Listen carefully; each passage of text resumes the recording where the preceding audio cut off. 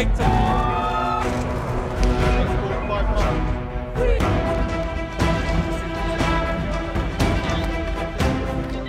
2007 সালের 12 জুলাই কোনো কারণ ছাড়াই বাগদাদে মার্কিন হেলিকপ্টার থেকে ব্রাশ ফায়ার করে হত্যা করা হয় নিরীহ 8 জনকে। এর মধ্যে 2 জন রয়টার্সের সাংবাদিকও ছিলেন। এই হত্যাকাণ্ডের বিষয়ে বার্তা সংস্থা রয়টার্স অবগত ছিল, এমনকি ওই ঘটনার ভিডিও প্রকাশের আহ্বান সত্ত্বেও তা করেনি মার্কিন কর্তৃপক্ষ। অবশেষে 2010 সালের এপ্রিলে কোল্যাটারাল মার্ডার শিরোনামে ইন্টারনেটে একটি সাদা-কালো ভিডিও প্রকাশিত হয়, যেখানে দেখা যায় এক দফা হামলার পর আবারও হামলা করার জন্য অনুমতি চায় মার্কিন সেনারা। দ্বিতীয় দফাতেও আবারও হামলা চালায় তারা।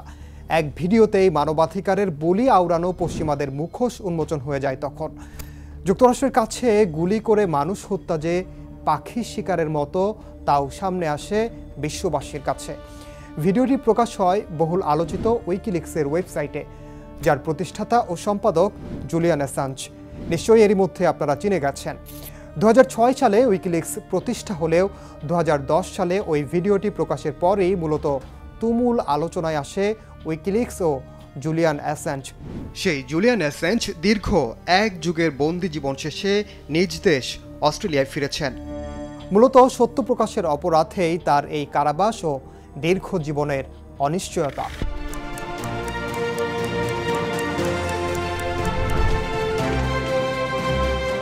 জুলিয়ান অ্যাসাঞ্জ কে? বিশ্বকে কাঁপিয়ে দেয়া জুলিয়ান অ্যাসাঞ্জ 1971 সালে অস্ট্রেলিয়ার কুইন্সল্যান্ড রাজ্যের টাউন্সভিলে জন্মগ্রহণ করেন। অল্প বয়সে কম্পিউটারের প্রতি আগ্রহী হয়ে ওঠেন তিনি। হ্যাকিংয়ে নিজের দক্ষতার পরিচয় দিয়েছেন কিশোর বয়স থেকেই। কৈশোরে কম্পিউটার হ্যাকিংয়ে দারুণ দক্ষতা দেখাতে শুরু করেন অ্যাসাঞ্জ, যে কারণে অস্ট্রেলিয়া পুলিশের নজরদারিতেও পড়তে হয় তাকে। পুলিশ তার বিরুদ্ধে যেসব অভিযোগ আনত সেগুলোর প্রায় সবই তিনি স্বীকার করে নিতেন এবং জরিমানা দিয়ে পরবর্তীতে পার পেয়ে যেতেন। আবার 90-এর দশকের প্রথম দিকে তিনি অস্ট্রেলিয়ার সবচেয়ে দক্ষ হ্যাকারদের একজন হিসেবে বিবেচিত হন। এক পর্যায়ে সাইফার পাঙ্কের সঙ্গে যোগ দেন তিনি। সাইফার পাঙ্ক কি?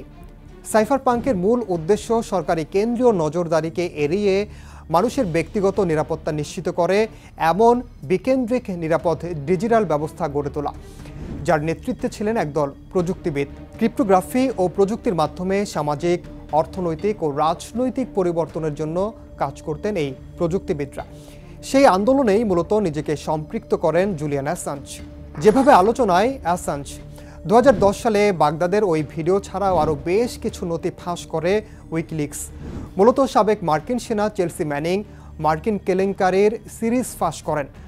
পশ্চিমাদের নজিরবিহীন ভণ্ডামি দেখে গোটা বিশ্বই হতবাক হয়ে যায়। তখন মার্কিন সরকার তখন ফৌজদারি তদন্ত শুরু করে এবং ম্যানিংকে শেষ পর্যন্ত তথ্য ফাঁসের জন্য দোষী সাব্যস্ত করে জেলে পাঠানো হয়, যদিও পরে তার সাজা কমিয়ে দেওয়া হয়েছিল।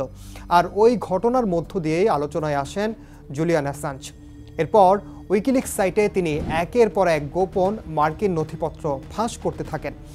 2010 সালের নভেম্বরে 2.5 লাখ মার্কিন কূটনৈতিক তারবার্তা ও 5 লাখ সামরিক গোপন নথি ফাঁস করে হইচই ফেলে দেয় উইকিলিক্স। এরপর থেকেই যুক্তরাষ্ট্র বেজায় চটে যাচ্ছে জুলিয়ান অ্যাসাঞ্জের উপর। 2016 সালে উইকিলিক্স মার্কিন প্রেসিডেন্ট নির্বাচনের আগে ডেমোক্রেটিক পার্টির অপারেটিভদের কাছ থেকে ইমেইল প্রকাশ করার পর অ্যাসাঞ্জ আবারও শিরোনাম হন। মার্কিন কৌশলীরা জানান ইমেইলগুলো রুশ গোয়েন্দারা চুরি করেছিল এবং ডোনাল্ড ট্রাম্পের পক্ষে নির্বাচনে হস্তক্ষেপ করার একটি অপারেশনের অংশ ছিল। জুলিয়ান অ্যাসাঞ্জ বিশ্বজুড়ে অনেকের কাছে একজন প্রকৃত নায়ক, কেননা ইরাক এবং আফগানিস্তানে অন্যায়ভাবে মার্কিন সামরিক অভিযানের নানা কেলেঙ্কারি ও মানবতা বিরোধী অপরাধের তথ্য ফাঁস করেছেন। তাহলে তিনি জেলে গিয়েছিলেন কেন, সেটাও জানা যাক। কেন জেলে ছিলেন জুলিয়ান অ্যাসাঞ্জ? 2010 সালে সুইডেনে 2টি আলাদা যৌন নিপীড়নের অভিযোগের জন্য অ্যাসাঞ্জের বিরুদ্ধে গ্রেপ্তারি পরোয়ানা জারি করা হয়। যুক্তরাজ্যের একটি আদালত তাকে সুইডেনে প্রত্যর্পণ করা যেতে পারে বলে রায় দেওয়ার পর অ্যাসাঞ্জ লন্ডনের ইকুয়েডর দূতাবাসে আশ্রয় নেন। আবেদন করেন রাজনৈতিক আশ্রয়ের। ইকুয়েডরের তৎকালীন বামপন্থী প্রেসিডেন্ট রাফায়েল কোরেরা আবেদন মঞ্জুর করেন। সেই সময় তার শঙ্কা ছিল যদি তাকে সুইডেনে প্রত্যর্পণ করা হয় তবে তাকে যুক্তরাষ্ট্রের হাতে তুলে দেয়া হতে পারে। দীর্ঘ প্রায় 7 বছর ইকুয়েডরের আশ্রয়ে ছিলেন অ্যাসাঞ্জ। দূতাবাস হলেও একরকম বন্দী ছিলেন সেখানে। এই সময়ে ইকুয়েডর সরকারের সঙ্গে তার সম্পর্ক ক্রমশ বৈরী হয়ে ওঠে। 2019 সালে ইকুয়েডরের সরকার পরিবর্তনের পটভূমির সঙ্গে সঙ্গে অ্যাসাঞ্জের পরিণতিও দুর্ভাগ্যজনক হয়ে ওঠে। 2019 সালে দেশটির পররাষ্ট্রমন্ত্রী অ্যাসাঞ্জকে অভদ্র আচরণের জন্য অভিযুক্ত করেন। দূতাবাসের ভেতরে স্কেটবোর্ডে চড়ে ফুটবল খেলা থেকে শুরু করে দূতাবাসের কর্মীদের সঙ্গে দুর্ব্যবহার এবং হুমকি দেওয়ার মতো অভিযোগও আনা হয় অ্যাসাঞ্জের বিরুদ্ধে। 2017 সালে সুইডিশ কর্তৃপক্ষ অ্যাসাঞ্জের বিরুদ্ধে যৌন নিপীড়নের অভিযোগ প্রত্যাহার করে নেয়, তবে যুক্তরাজ্যের গ্রেপ্তারি পরোয়ানা রয়ে যায়। 2019 সালে ইকুয়েডর তার আশ্রয় প্রত্যাহার করে নেয় এবং যুক্তরাজ্যের পুলিশকে তাকে গ্রেপ্তার করতে দূতাবাসে প্রবেশের অনুমতি দেয়। দূতাবাস ছেড়ে যাওয়ার পর অ্যাসাঞ্জকে যুক্তরাষ্ট্রের পক্ষ থেকে গ্রেফতার করা হয়, সেই সঙ্গে তাকে প্রত্যর্পণের অনুরোধ জানায় মার্কিন প্রশাসন।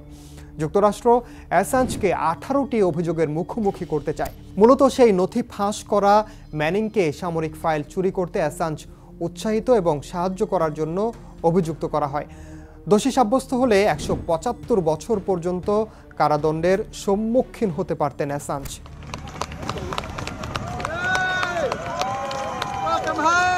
তাহলে এবার কেন অ্যাসাঞ্জকে ছেড়ে দেওয়া হলো? গত 5 বছর ধরে অ্যাসাঞ্জকে দক্ষিণ লন্ডনের একটি উচ্চ নিরাপত্তা সম্পন্ন কারাগারে বন্দী রাখা হয়। সেই সঙ্গে তিনি পালিয়ে যেতে পারেন এমন শঙ্কায় জামিন দিতে অস্বীকার করা হয়। এই সময়ের মধ্যে তার পরিবার এবং সমর্থকরা জানান অ্যাসাঞ্জের শারীরিক ও মানসিক স্বাস্থ্যের দিন দিন অবনতি ঘটেছে। 2021 সালে যুক্তরাজ্যের একটি আদালত বলেন অ্যাসাঞ্জকে যুক্তরাষ্ট্রে প্রত্যর্পণ করা যেতে পারে, তবে এই বছরের শুরুতে তিনি সেই রায়ের বিরুদ্ধে আপিল করলে তার পক্ষেই রায় যায়। ফেব্রুয়ারিতে অস্ট্রেলিয়ার পার্লামেন্টে একটি প্রস্তাব পাশ করা হয় যেখানে অ্যাসাঞ্জকে তার নিজ দেশে ফিরে যাওয়ার অনুমতি দেওয়ার জন্য যুক্তরাষ্ট্র এবং যুক্তরাজ্য সরকারকে আহ্বান জানানো হয়। তারপরে এপ্রিলে মার্কিন প্রেসিডেন্ট জো বাইডেন বলেন তিনি অ্যাসাঞ্জের বিরুদ্ধে মামলা প্রত্যাহার করার জন্য অস্ট্রেলিয়ার অনুরোধ বিবেচনা করছেন। মার্কিন আদালতে গুপ্তচর বৃত্তি আইন লঙ্ঘনের অভিযোগ স্বীকার করে অবশেষে মুক্তি হন অ্যাসাঞ্জ। এর আগে যুক্তরাষ্ট্রের সঙ্গে দোষ স্বীকারের চুক্তিতে পৌঁছানোর পর তাকে লন্ডনের কারাগার থেকে মুক্তি দেওয়া হয়। যুক্তরাষ্ট্রের অধীনে উত্তর মারিয়ানা দ্বীপপুঞ্জের একটি আদালতে অ্যাসাঞ্জের বিরুদ্ধে আনা অভিযোগে তাকে দোষী সাব্যস্ত করা হয়। চুক্তি অনুযায়ী অভিযোগ স্বীকারও করে নেন অ্যাসাঞ্জ এবং কারামুক্ত হন।